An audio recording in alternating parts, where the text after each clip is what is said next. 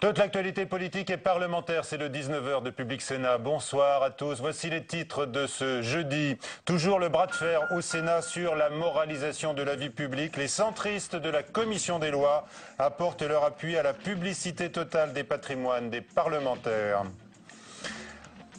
Autre transparence, celle de la réserve ou de la cagnotte des parlementaires. Une association obtient la levée de l'opacité sur les chiffres de 2011.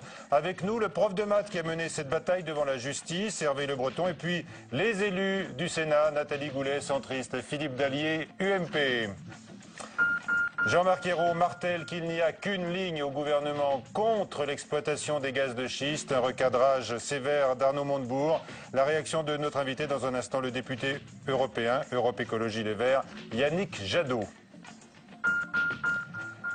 Nouveau renversement d'alliance au Sénat sur la question de la transparence du patrimoine des élus après la rebuffade infligée par les radicaux du groupe RDSE à la gauche.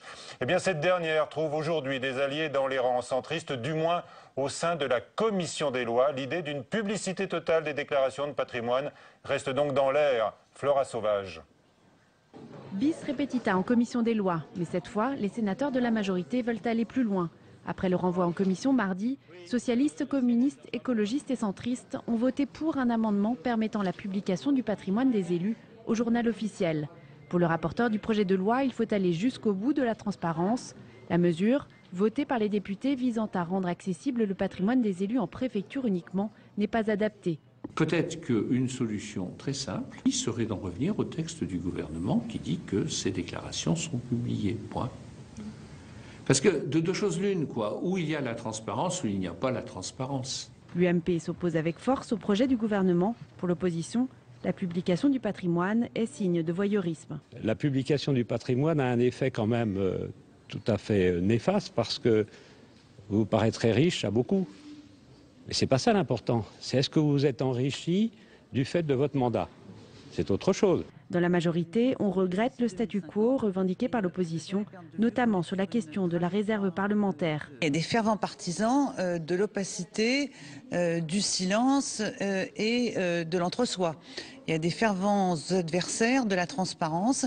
Je ne comprends pas pourquoi, dès lors que je considère que nous ne devrions n'avoir rien à cacher sur l'usage de la réserve parlementaire, du moins c'est mon cas, je n'ai rien à cacher, je publie la mienne et je ne suis pas la seule. En coulisses, les sénateurs de la majorité espèrent trouver un compromis, mais cela s'annonce difficile. L'examen du texte en séance plénière doit commencer demain. Levée de bouclier contre Arnaud Montebourg après son nouveau pavé dans les eaux tout juste apaisées de l'écologie. Au moment où l'exécutif tourne la page de l'épisode Delphine Batho, eh bien, le ministre du redressement productif a rappelé il y a quelques jours devant l'Assemblée nationale sa préférence pour les gaz de schiste. Eh bien, cette fois, un recadrage très net est venu de Matignon. Julie Hulin. La vague Montebourg s'est une nouvelle fois abattue sur le gouvernement, en défendant mardi soir à titre personnel une exploitation écologique du gaz de schiste par une compagnie nationale publique. Le ministre du redressement productif s'est attiré les foudres de ses collègues. À commencer par le tout nouveau ministre de l'écologie Philippe Martin, qui s'est empressé, dans un communiqué, de le recadrer. La question d'une exploitation écologique des gaz de schiste ne se pose pas. En outre, le bilan carbone des forages de gaz de schiste est très négatif. La position d'Arnaud Montebourg sur le sujet était déjà connue, mais sa sortie provoque l'incompréhension. Ce n'est pas cohérent avec le choix qui a été fait lors de la conférence environnementale. Est-ce qu'on peut imaginer en France faire des forages avec de la fracturation hydraulique dans la Drôme à côté du Vercors aujourd'hui? Non. Non. Donc cette question n'est pas posée. Même son de cloche du côté des écologistes. C'est quand même triste et puis pour le coup ça donne pas une bonne image du gouvernement et je crois que aujourd'hui il est tout à la fois un adversaire de l'écologie, il est nuisible à l'écologie, mais je pense aussi qu'il est nuisible au gouvernement. Encore une fois, Arnaud Montebourg paraît bien isolé, mais il porte une voix, celle des industriels, ravis que le débat soit relancé avec l'espoir que la loi s'assouplisse. Pourtant, ce soir, Jean-Marc Ayrault, en visite en Roumanie, l'a confirmé, il n'y a qu'une ligne politique au gouvernement et l'interdiction d'exploitation du gaz de schiste est maintenue. Et notons que Jean-Marc Ayrault a fait sa mise au point en Roumanie, donc où il est arrivé pour une visite officielle de 2 jours, accompagné notamment de Jean-Vincent Placé, le président du groupe écologiste au Sénat. Coïncidence, le gouvernement roumain a placé aujourd'hui l'exploration et l'exploitation des gaz de schiste parmi ses priorités. Invité du 19h, donc Yannick Jadot, député Europe Écologie Les Verts, député européen. Bonsoir. Ah oui, c'est une coïncidence amusante. Non, la Roumanie, finalement, montre le mauvais exemple. Oui, vous savez, aujourd'hui, on pensait à l'Eldorado de la Pologne, vous savez, sur les gaz de schiste. En fait, toutes les sociétés sont en train de partir de la Pologne parce que personne ne considère que c'est rentable en Europe. Donc alors, on peut toujours agiter les fantasmes. C'est la société américaine Chevron qui est très présente. Mais moi, j'attends de voir le moment où, effectivement, ils vont perforer. Il y a la volonté de s'accaparer des terrains et potentiellement des gisements, mais encore une fois, aujourd'hui aux États-Unis, et ça serait le cas particulièrement en Europe, cette énergie n'est absolument pas rentable. Est-ce que vous êtes satisfait ce soir de la clarification venue de Bucarest, donc par le Premier ministre? Bien sûr, de toute façon, c'est pas la première fois que le Premier ministre rappelle que le gouvernement a une position là-dedans. Ce qui est très bien aussi, c'est que Philippe Martin a lui aussi immédiatement réagi sur ce sujet-là. Moi, ce que je regrette profondément dans cette affaire, c'est qu'on sait qu'on va pas exploiter le gaz de schiste en France. On sait que ça n'est pas rentable. On sait que Total, GDF ne veulent pas le faire parce que ça n'est pas rentable, au-delà d'être complètement polluant. Mais ce qu'on attend du ministre du redressement productif aujourd'hui, c'est une politique industrielle, pas simplement des effets d'annonce, pas des coups de franc-tireur, une politique industrielle. Le précédent gouvernement avait détruit 15 000 emplois dans le photovoltaïque. On a toujours des entreprises françaises qui sont en train de tomber. Bosch à Vénissieux, qui attend un repreneur. Et le travail d'Arnaud Montebourg aujourd'hui, ça devrait être de sauver ces emplois, de développer des filières dans les énergies qui sont les énergies du futur, c'est la ligne du gouvernement, et de développer des filières dans les économies d'énergie. On va d'avoir le débat sur le prix de l'électricité. Il faut absolument agir sur les économies d'énergie parce que toutes les énergies seront chères à l'avenir. Pour vous, est-ce que Arnaud Montebourg fait décidément pire que Delphine Batho ? Non, il fait pas pire, ils sont pas dans le même rôle du tout. Mais ce que je regrette encore une fois, c'est que Arnaud Montebourg sait que ça va pas se faire. Simplement, un coup, c'est les patrons voyous, un coup, c'est les franges les plus conservatrices du MEDEF. Et il perturbe l'imaginaire qu'on est en train d'essayer de changer dans ce pays de l'énergie, avec le grand débat sur la transition énergétique, qui est de dire les priorités, ce sont les économies d'énergie, réduire par 3 à 4 les dépenses de chauffage de nos concitoyens, aller vers les énergies renouvelables, parce que comme en Allemagne, comme ailleurs, ce sont celles qui créent des emplois, des PME sur nos territoires. Est-ce que vous pouvez affirmer, comme vous le faites ce soir, qu'on ne le fera pas? Car quand même, il y a quelques mois, c'était fin 2012, François Hollande lui-même avait dit, il avait relancé le débat en déclarant que la recherche sur d'autres techniques continuait. Mais quand vous écoutez les professionnels, ils vous disent qu'il n'y a pas d'autre technique que la fracturation hydraulique aujourd'hui. Est-ce qu'on va... Aujourd'hui, mais demain. Mais demain, vous savez, il ne naît pas spontanément des technologies d'un seul coup de forage, de fracturation de la roche pour aller chercher à des centaines, voire parfois des milliers de mètres du gaz de schiste. Donc ça n'existe pas. Donc il faudra peut-être des années, peut-être dans 10 ans ou dans 15 ans, il y aura ça. Mais est-ce que dans 10 ans ou dans 15 ans, vous savez où est le principal gisement de gaz de schiste en France?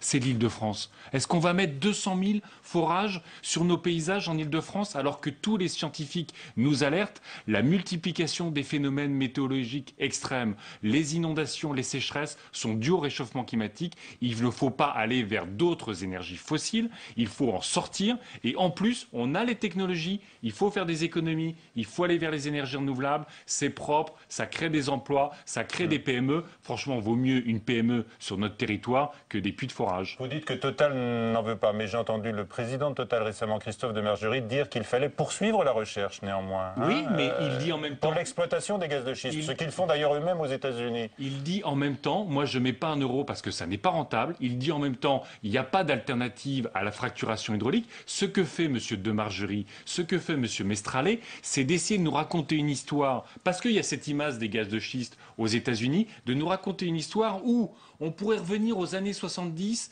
l'énergie est pas chère et on n'a pas de contraintes environnementales. Ils essayent de faire croire aux Français que la compétitivité dépend des énergies fossiles et des énergies pas chères.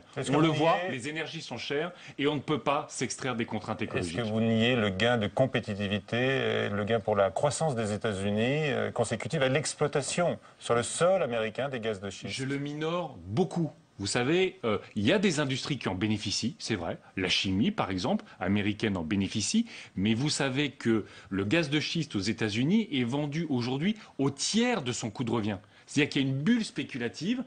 Tout le monde s'est mis sur les gaz de schiste pour espérer avoir les gisements.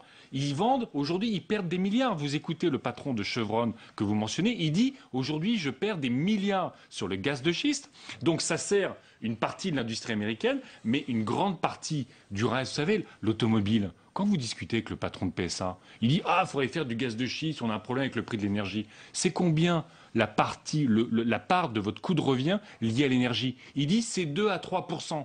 Donc ça n'est pas un facteur d'influence pour une bonne partie de notre industrie qui ne doit pas se masquer derrière le coût de l'énergie sur leurs problèmes de compétitivité. Quand Arnaud Montebourg évoque une rente éventuelle du gaz de schiste pour financer, dit-il, la mutation écologique, vous y voyez une provocation supplémentaire? Oui, c'est son côté un peu provocateur, c'est-à-dire que vous savez, c'est cette histoire de triangulation, vous prenez l'argument de l'autre, on fait quelque chose de très polluant, mais on va en faire un outil de promotion de l'environnement. Est-ce que c'est un électron libre qui a toute sa place encore au gouvernement pour vous? Il vous a pas échappé que c'est pas moi qui décidais de qui était au gouvernement ou pas. Moi, je veux dire, c'est que ça montre quand même qu'on a un problème quand même à Bercy. On a un franc-tireur et puis on a un ministre là des Finances, Pierre Moscovici, qui vient d'annoncer que la taxe sur les transactions financières c'est peut-être un peu excessif. Je vois que il y a un problème à Bercy et qu'entre le franc-tireur et Mister Nobody, il va quand même falloir qu'on ait un patron dans cette maison. Merci Yannick Jadot. Une première dimanche, des volontaires du service civique vont défiler sur les Champs-Élysées pour la parade du 14 juillet. 3 ans après sa création, cet engagement proposé à des jeunes de 16 à 25 ans autour de missions d'intérêt général va donc bénéficier d'une belle vitrine. Eh bien, en voici une tout de suite avec le reportage d'Aurélien Romano. Préparer des repas pour les populations défavorisées, c'est une des missions possibles pour les jeunes en service civique. Créé en 2010, le service civique permet à des jeunes de 16 à 25 ans de s'engager pour une mission d'intérêt général de 6 mois à 1 an.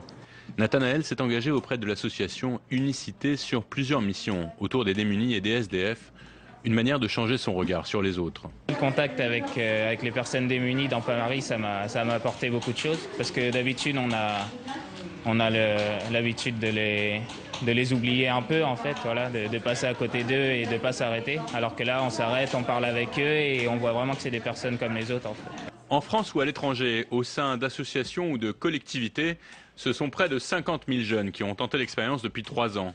Cette année, une centaine de volontaires qui ont terminé leur service civique vont défiler sur les Champs-Élysées pour le 14 juillet. C'est sur cette péniche près de la célèbre avenue qu'ils se retrouvent après les répétitions. Viviane vient de Toulouse, elle suit des études d'ingénieur et voulait participer à des actions où elle se sent plus impliquée dans la collectivité. Si j'ai fait mon service civique, c'est aussi parce que j'avais l'impression de pas assez participer en fait. Enfin, donner 10 € par mois à une association, je trouve pas ça que c'est très engageant.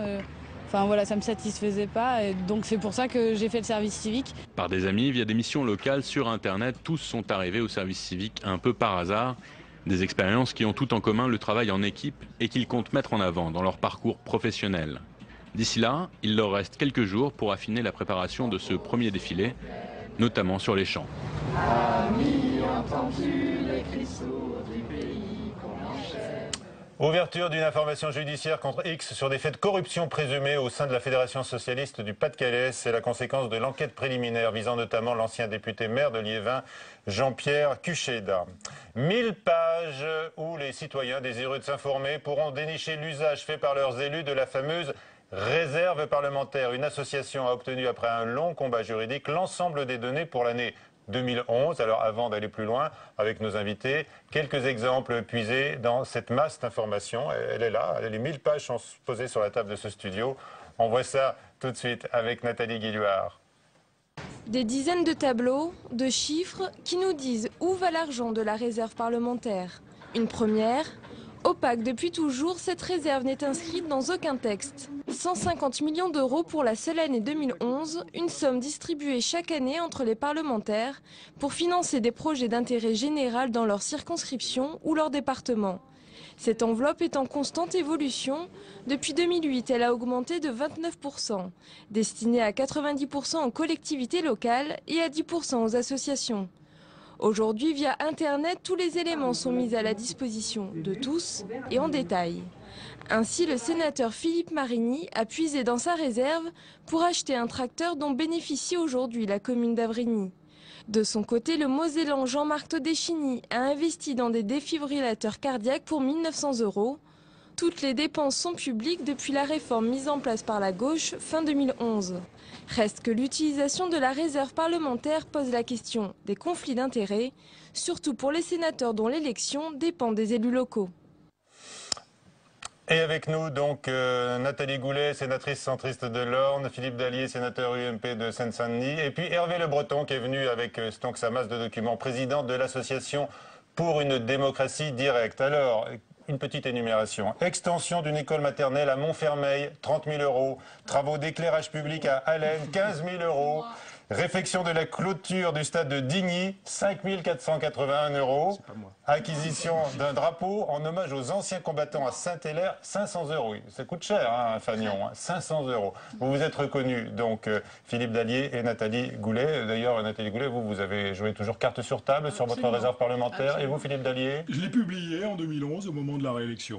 Dans l'intégralité. Hervé Le Breton, quel est le sens de votre combat aujourd'hui pour que tout soit mis sur notre table ce soir? Alors l'association que je préside en fait a pour but de savoir si les citoyens peuvent prendre une part active dans la démocratie. À chaque fois on me disait c'est pas possible. Et bien là je prouve que finalement il y a des choses qui sont possibles puisque j'ai obtenu un document que tout le monde voulait avoir et que personne n'avait eu. Comment vous avez fait? Alors ça a été assez long, il a fallu que j'aille voir les parlementaires.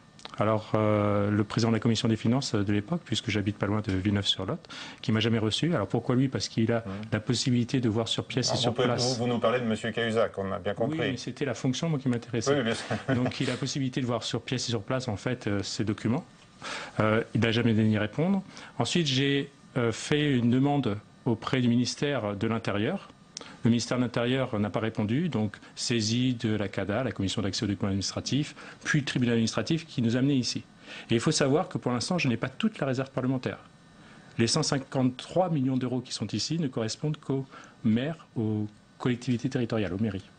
Il reste encore les associations. Oui. Et j'ai fait la demande de... L'essentiel va à la subvention de projets locaux, hein, je crois. Tout à fait. Visiblement, ça représente 90% du montant. 90%. Par contre, il me reste les associations. Et là, j'ai fait une demande auprès du ministère du Budget, puisqu'il chapeaute tous les autres ministères. J'ai fait 2 saisines du Défenseur des droits, qui est un personnage constitutionnel qui a quand même beaucoup de pouvoir. Et malgré cela, après plus d'1 an, et une lettre signée de M. Baudis en personne, le ministère du Budget n'a toujours pas daigné répondre. Et le ministère des Droits, visiblement... Donc votre combat continue avec déjà la masse d'informations que vous avez recueillies. Est-ce qu'il y a des choses qui vous ont heurté, voire choqué? Alors c'est sûr qu'on avait à l'époque entendu, puisque c'était en 2011, le monsieur Bell accusait monsieur Larcher d'utiliser ses fonds à des fins électoralistes. Il y a un journal qui a fait le calcul. C'était en 2011. Avec la réforme, en gros, il y avait 50% des communes sur lesquelles on votait et 50% des communes sur lesquelles on ne votait pas. Il aurait été logique de trouver 50%, 50%. En fait, M. Larcher a fléché 83% en fait, de sa cagnotte, entre guillemets, vers des communes, bien évidemment, intéressées par le scrutin. Alors, Nathalie Goulet, Philippe Dallier, est-ce que c'est un penchant naturel des élus qui vont effectivement peut-être plus facilement répartir les subventions selon leur propre intérêt électoral? Écoutez, je voudrais juste dire un mot pour commencer. Premièrement, cet argent ne va pas aux élus. C'est de l'argent. On a des comptes ouverts à notre nom, un compte ouvert à notre nom au ministère de l'Intérieur. Donc déjà, appelons les choses par leur nom. Cet argent-là ne nous est pas versé. Il nous est attribué par la Commission des Finances. Quelle somme globale pour vous, par exemple? Cette année, 150 000. 150 000. Donc le premier point, c'est un argent que vous redistribuez. Absolument. Et selon quels critères? Alors je repose ma question différemment. Non, normalement, ce sont des critères liés au projet. Comme je ne suis pas élu local, je ne privilégie pas une commune où je serai élu, mais je distribue en fonction de l'intérêt des dossiers. Philippe Dallier. Et pas aux associations. Moi non plus, je verse uniquement aux collectivités locales sur projet. Et je veux quand même redire une chose par rapport à ce qu'on a entendu dans le reportage. On dit tel élu a acheté un tracteur ou tel élu a acheté des défibrillateurs cardiaques. On n'achète rien du tout. Le seul pouvoir qu'on ait, c'est de proposer à une collectivité locale de monter un dossier et on transmet ce dossier au ministère de l'Intérieur. Et le ministère de l'Intérieur attribue la subvention. Donc on n'achète pas directement. Et quand on dit on a un compte ouvert, c'est pas un compte bancaire sur lequel il y aurait de l'argent et on se promène pas avec des billets de banque dans les poches. Ça n'est pas ça. Donc on transmet au ministère de l'Intérieur en notre nom. Vous fléchez les subventions en quelque exactement. sorte. Et donc moi je choisis effectivement des projets de collectivité locale de mon département. Voilà. Alors quand on dit, moi je sais pas ce qui s'est passé avec la réserve du président Larcher, mais les départements sont renouvelables. La totalité des communes votent pour élire les sénateurs d'un département. Hein. Alors après, effectivement, si on est président du Sénat ou si on est président de la Commission des Finances, on a une enveloppe plus grosse. Enfin, c'était la pratique ancienne. Et à ce moment-là, ces parlementaires-là versent une partie de leur crédit en dehors de leur département. Mais pour un département donné, tout le monde est renouvelable en même temps et toutes les communes sont renouvelables en même temps. Donc moi, en tant que sénateur de Seine-Saint-Denis, aujourd'hui, j'ai 150 000 € par an. C'est quand même pas des sommes gigantesques. Donc voilà, ça fait 4-5 dossiers par an qui sont proposés à des communes de mon département au ministère de l'Intérieur. Hervé Le Breton. Tout à l'heure, vous m'avez demandé si j'avais trouvé des choses qui étaient un petit peu étonnantes. C'est clair qu'il y en a. Et moi, je pense qu'il faut aller au-delà de ça. Il y a eu une pratique qui, visiblement, a un certain nombre de dérives, qui a des problèmes au niveau du électoraliste, clientéliste, au niveau des conflits d'intérêts. Une fois que c'est fait, il faut changer. Enfin, en tout cas, moi, c'est le sens de ma démarche. Moi, j'ai expliqué l'autre jour à l'Assemblée nationale ce qu'il en était pour que les parlementaires, les députés, s'approprient le problème et regardent si finalement il faut la garder ou pas. Et je viens ici la aussi. question est posée également au sénateur, alors, évidemment. la question, moi ce qui m'étonne, alors c'est sûr que je ne fais pas partie du Sénat, je ne sais pas comment ça fonctionne exactement, mais que vous fassiez en fait le travail de l'exécutif. C'est au ministère, c'est le ministère ordonnateur. C'est lui qui décide si la subvention, finalement, va être octroyée ou pas. Bah, évidemment, on transmet le dossier. Puisque vous êtes, en fait, vous devez contrôler le gouvernement. Donc vous ne pouvez pas, à la fois, à mon sens, flécher une subvention que vous allez contrôler par la... Mais on fait ça toute l'année quand on vote le budget. Excusez-moi, quand on vote le budget... Proposé par le gouvernement. On l'amende, on le modifie. Attendez, non. Non, je pense qu'il ne faut pas faire un mauvais procès sous cet angle-là.